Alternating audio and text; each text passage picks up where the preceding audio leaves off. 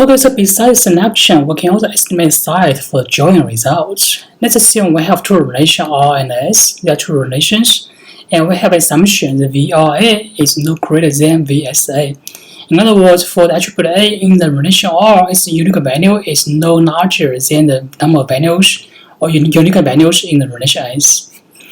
Then for each tuple T in the relation R, when we do the join between R and S, in other words, this tuple T will also join some tuples in the S relation, right? Then we're going to ask how many of the tuples, T will join with S.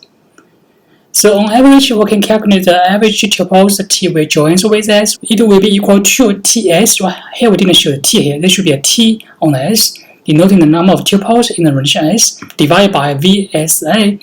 Here we assume, for all different values on attribute A, they will have the same number of tuples in the relation S. If so, then the average number for the tuples to be joined with T tuple will be equal to TS divided by VSA.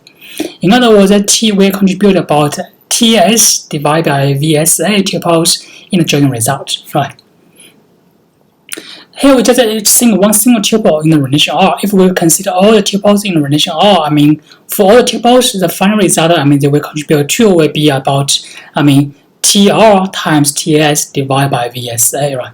So in other words, for the results of, the number of tuples in the joint result between R and S by the shared attribute A will be about TR times TS divided by VSA.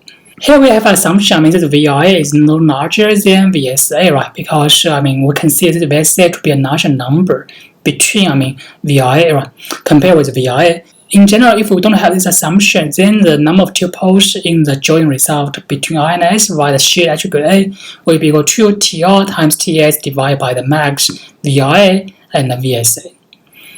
Right? You can follow me, right? Here we assume that VRA is no greater than the VSA, then we can consider tuples to join with S, right? And it will be divided by VSA. If we don't have this assumption, then we need to consider a larger number between VRA and VSA to be divided here.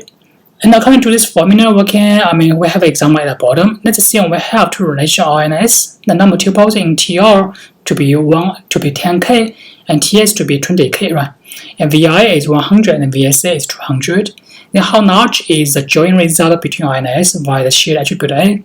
The answer will be T of the R joins S via the attribute A will be equal to TR times TS divided by a larger number between VRA and VSA. It will be about 1m, right? For the joint result.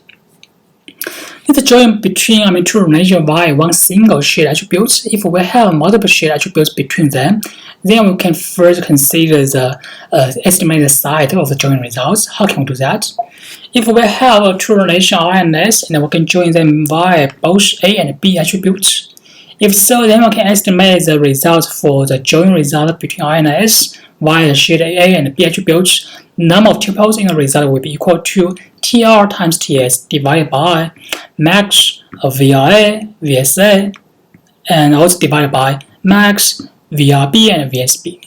In other words, we have to consider both A and B attributes to be divided by this TR and TS, right?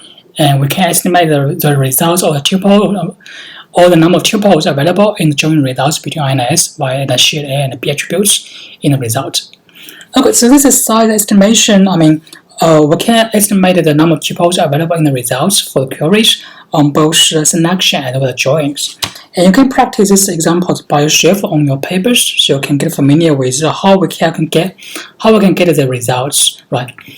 Okay, so that's it for the size estimation. So next we'll move to a concrete example for estimating the sizes. How to calculate this kind of numbers.